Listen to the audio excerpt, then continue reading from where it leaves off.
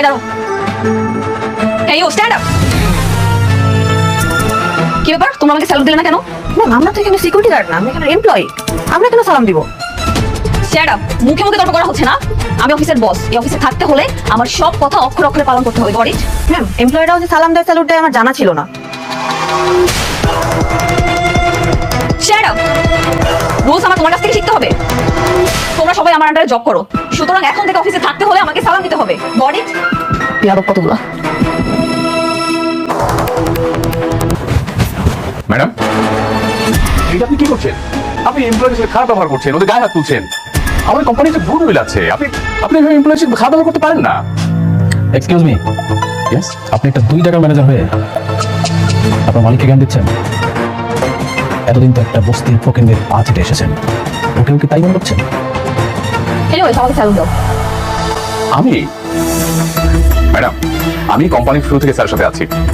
কেউ কখনো আমার কাছে সেলুট চায়নি। আমি সেলুট দিতে পারবো না। অবশ্যই পারবে। কেন দেখবেন? আপনার মনে আছে আপনি ওকে কি পরিমাণ অপমান করেছিলেন? স্যালুট দেন। স্যালুট দেন। আমি সেলুট দেবো না। স্যালুট দিতে পারবে না? না পারলে এই কোম্পানি থেকে ঘাট ধরে বের করে দিব। অবশ্যই স্যালুট দিতে পারবেন। আপনার পারতে হবে। দেখেন, আপনি যদি ভালোই ভালো না দেন তাহলে কিন্তু আমি সিকিউরিটি গার্ড ডাকবো। ওদেরকে দিয়ে আপনাকে স্যালুট দেওয়া হবে। আমি সেলুট দেবো না। স্যালুট দেন। স্যালুট দেন। বললাম তো, আমি সেলুট দেবো না। স্যালুট দেন। দিচ্ছেন না? এইভাবে স্যালুট দিতে হয়। এভাবে তুলেন। ইয়েস স্যার, বলেন।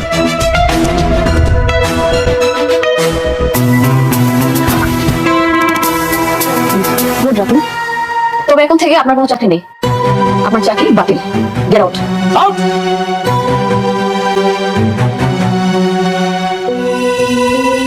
আসসালামু আলাইকুম বন্ধুরা, আজকের পর্বের গল্পটি এমন এক মোড়ে এসে দাঁড়িয়েছে যেখানে ভালোবাসা, প্রতারণা, অভিমান এবং পরিচয়ের রহস্য সব কিছু যেন একসাথেই জড়িয়ে গেছে। মেঘলার পরিচয় নিয়েই ঝড়।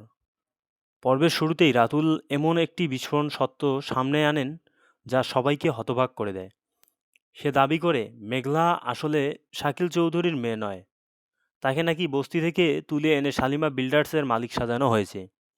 এই কথা শুনে শুধু অফিসেই নয়, মেঘলা নিজেও ভেঙে পড়ে। কারণ এতদিন যাদের নিজের বাবা মা বলে জেনে এসেছে তাদের পরিচয় নিয়েই এখন মস্ত বড় প্রশ্ন উঠে গেছে। এরপর দেখা যায় মেঘলা নিজের বাবা মায়ের কাছে গিয়ে কান্নায় ভেঙে পড়ে। সে জানতে চায় কেন তাকে এমন মিথ্যা স্বপ্ন দেখিয়ে রাজপ্রাসাদের জীবনে পাঠানো হয়েছিল। তার পুরো পৃথিবী যেন এক মুহূর্তেই বদলে যায়। এতদিনকার চেনা পরিচিত আর বিশ্বাস এক নিমিষেই হারিয়ে যায়। তার মনে এক গভীর সংশয় তৈরি হয়, অনিকের দৃঢ় প্রত্যয়। অন্যদিকে অনিক এই রহস্যের শেষ দেখতে চায়। সে স্পষ্ট জানিয়ে দেয় যারা বেইমানি করেছে তাদের মুখোশ সে খুলে ছাড়বেই। রাতুল এই ষড়যন্ত্রের পেছনে যে আরও বড় কোনো রহস্য লুকিয়ে আছে সেটা অনেক খুব ভালোভাবেই বুঝতে পারছে। স্মৃতিচারণ ও ক্ষোভের আগুন, এর মাঝেই নাটকে আসে এক আবেগঘন দৃশ্য। ঝড়ো বৃষ্টির রাতে অনিক মেঘলার বাড়িতে আটকা পড়ে। বহুদিন পর দুজনে একসাথে বসে রাতের খাবার খায়। মেঘলা তখন পুরনো দিনের কথা মনে করিয়ে দেয়, যখন সে নিজের হাতে রান্না করে অফিসে নিয়ে যেত, দুজনের পাশাপাশি বসে খেত, আর তাদের সেই ছোট্ট সংসারটাই ছিল সুখের স্বর্গ।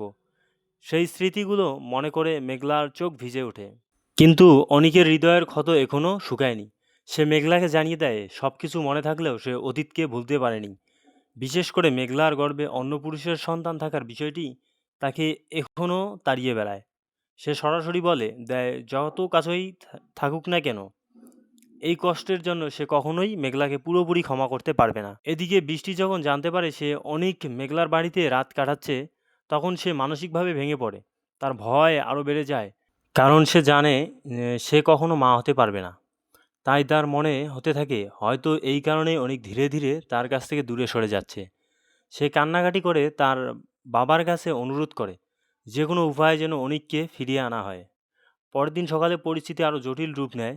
বৃষ্টি সরাসরি মেঘলার বাড়িতে চলে আসে। সেখানে মেঘলা অনিকের জন্য ভালোবাসা দিয়ে রান্না করছিল, যা বৃষ্টি কোনোভাবেই সহ্য করতে পারে না। দুজনের মধ্যে তুমুল তর্কাতর্কি শুরু হয়। মেঘলার দাবি সে অনিকের প্রথম স্ত্রী এবং এখনও তাদের ডিভোর্স হয়নি। তাই অনিকের উপর তার অধিকার সবচেয়ে বেশি। বৃষ্টির পাল্টা যুক্তি, সে অনিককে ছাড়া এক মুহূর্তেও থাকতে পারবে না এবং সেও অনিককে সমানভাবে ভালোবাসে। তর্ক এতদূর গড়ায় যে বৃষ্টি মেঘলার বাবা মাকে বস্তির মানুষ বলে অপমান করে বসে। আর ঠিক তখনই অনিক প্রথমবারের মতো কঠোরভাবে বৃষ্টিকে থামিয়ে দেয়। সে স্পষ্ট জানিয়ে দেয় এই মানুষগুলোই তাদের বাবা মা, আর তাদের অসম্মান সে মুখ বুজে সহ্য করবে না। রাতুলের আগ্রাসন ও আগামী পর্বের আভাস। এদিকে অন্য এক ঘটনা দেখা যায়।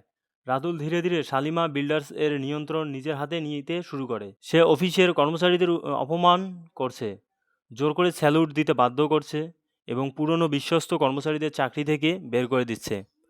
এতে পরিষ্কার বোঝা যাচ্ছে তার উদ্দেশ্য শুধু ক্ষমতার দখল নয়, বরং পুরো প্রতিষ্ঠানকে নিজের নিয়ন্ত্রণে নেওয়া। তবে অনিক সহজে হাল ছাড়ার পাত্র নয়। সে বিশ্বাস করে মেঘলাই আসল শালিমা, আর রাতুল সবাইকে ধোঁকা দিচ্ছে। তাই সে সত্য খুঁজে বের করার সিদ্ধান্ত নেয়। শুধু মেঘলার জন্য নয়, নিজের সাথে হওয়া প্রতারণার বিচার পেতেই সে এই লড়াই চালিয়ে যাবে। কিন্তু বৃষ্টি এই সিদ্ধান্তের বিরুদ্ধে অবস্থান নেয়। তার ভয় অনিক যত মেঘলার কাছাকাছি যাবে তত সে অনিককে হারিয়ে ফেলবে। তবে অনিকের বাবা মনে করেন ব্যবসা বাঁচাতে এবং রাতুলের ষড়যন্ত্র জাল ভাঙতে এই রহস্যের সমাধান করতেই হবে। আগামী পর্বের মূল আকর্ষণ, মেঘলা কি আসলেই শালিমা বিল্ডার্সের প্রকৃত উত্তরাধিকারী, নাকি রাতুলের কথাই সত্য? আর মেঘলাই যদি শালিমা হয়, তবে এত ষড়যন্ত্রের পিছনে মূল কারিগর কে? এই প্রশ্নগুলোর উত্তর হয়তো আগামী পর্বে গল্পকে আরও রোমাঞ্চকর ও নাটকীয় মোড়ে নিয়ে যাবে। আজকের নাটকের রিভিউ যদি আপনাদের ভালো লাগে তাহলে চ্যানেলটিকে অবশ্যই সাবস্ক্রাইব করে রাখবেন, লাইক কমেন্ট শেয়ার করবেন এবং পরবর্তী ভিডিও এর চেয়েও অনেক বেশি ইন্টারেস্টিং হতে চলছে।